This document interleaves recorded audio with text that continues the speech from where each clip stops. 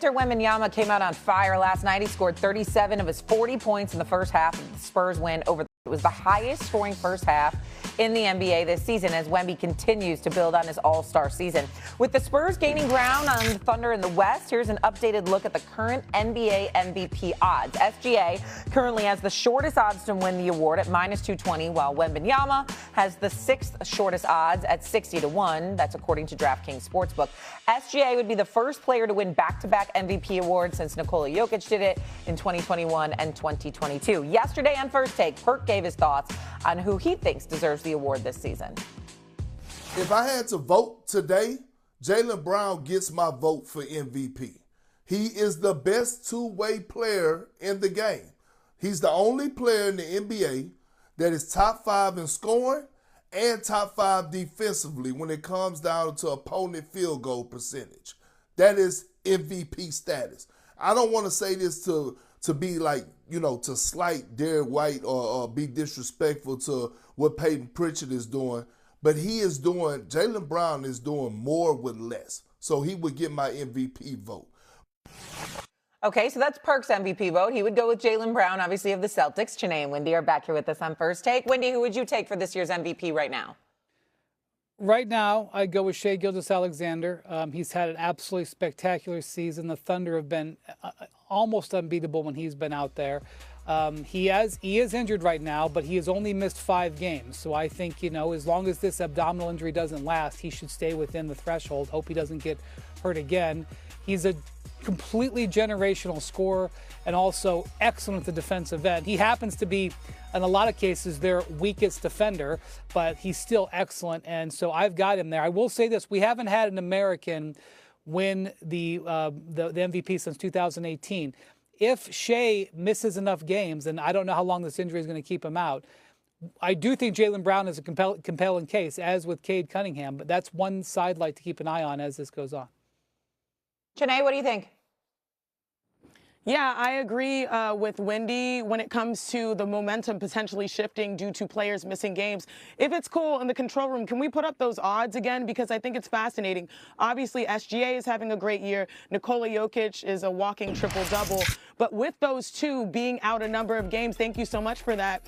I want to actually give some consideration to Cade Cunningham, because I remember 2 seasons ago, sitting in studio, and we were talking about the Detroit Pistons potentially breaking the all-time losing streak record with 28 games, and they tied that record.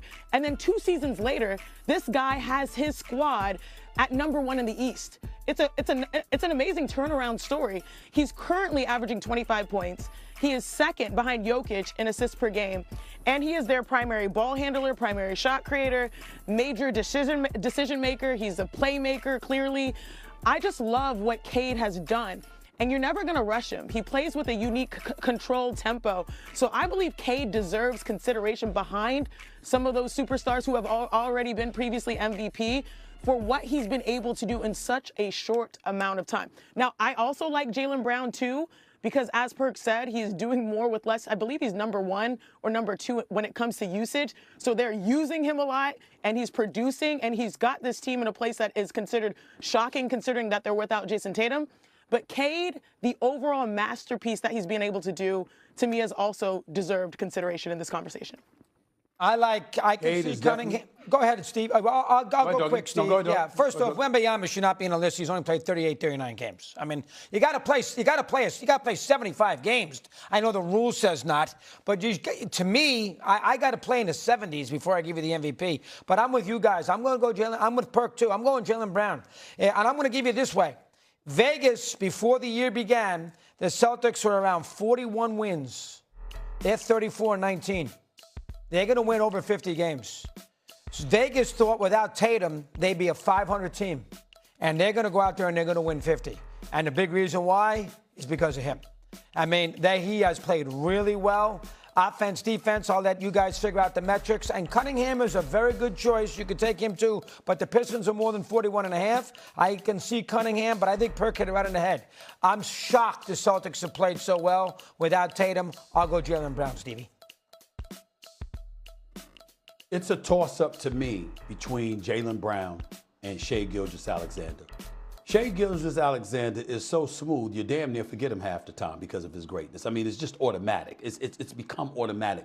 The brother is averaging 31.8 points per game. He's shooting 55% from the field.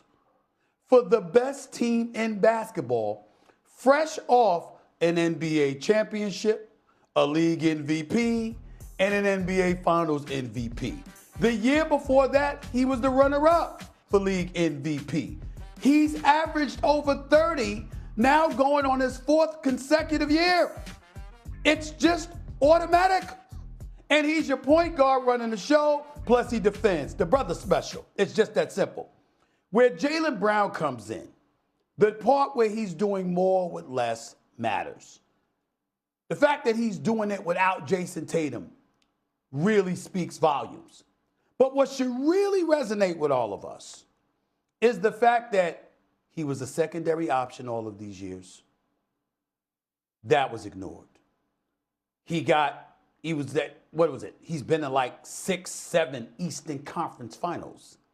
That's been ignored. He's been to 2 NBA Finals. That was ignored. He's a champion in an NBA Finals MVP. That was ignored. All of that coming into this season because what we said was, did that brother get paid $304 million? $304 million. Okay, yo, what you gonna do about it? And he said, here's what I'm going to do about it. And has carried these brothers to a top 3 seed within the Eastern Conference. Jaylen Brown is that dude. And he has put everybody on notice. Guess what? When Tatum come back, it's going to be 2 1A options. Because this brother ain't a backseat. He don't have to take a backseat to anybody because of what he does on both ends of the floor. I can't forget, Cade Cunningham deserves strong consideration. You're absolutely right, Shanae. I get it.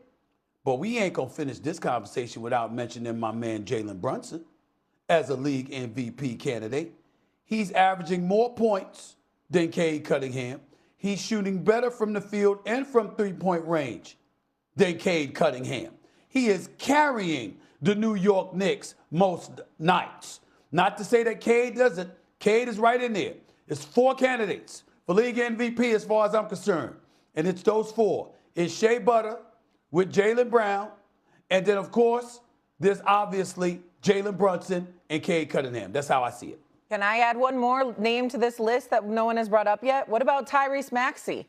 The dude is first in the NBA in points. You talk about availability. He plays every game. He plays every game. He leads the NBA in touches and minutes. True. He's second in steals. True. He has the Sixers team 6th in the East. He's impeccable in clutch time situations. And I feel like because the Sixers are always so riddled with injuries, we never know what we're going to get out of Paul George or Joel Embiid. Sometimes he gets pushed to the wayside. But I feel like Tyrese Maxey could be involved in this conversation as well, Wendy.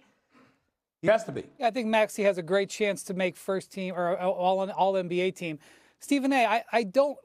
Jaylen Brown's having a phenomenal season, but I don't think someone with a $300 million contract who's a Finals MVP has not been ignored. But I will say that one of the reasons why people had such low expectations for the Celtics wasn't just because Tatum got hurt, but because they lost these other players. So he's uplifted them. And if you're going to, I think the strongest thing that Perk is saying about Jalen Brunson is a two-way player. And that's the thing that he has got over a guy like Luka Doncic, over a guy like Jalen Brunson, over a guy like Tyrese Maxey, is that he is so strong at both ends of the court. We have some breaking news in the NBA. We're going to go